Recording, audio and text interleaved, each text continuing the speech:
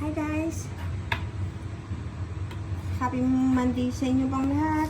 Ngayon, gumagawa ako ng prepare ako ng aming pang dinner.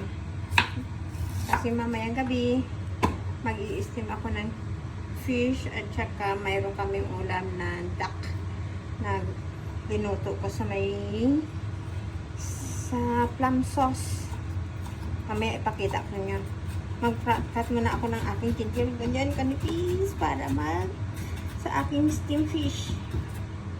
Ayan o. Ang ganda. Diba? Ganyan. At saka sibuyas. Tara. Pakita ko sa inyo ang aking duck. Ayan ang aking duck. Ayun. Ito sa dinuto, ito sa plum sauce.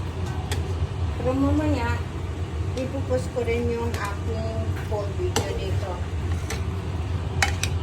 Kasi, kaya hindi ako nakapag-risk back dahil busy ako. Pero mamaya, re-risk backan ko kayo.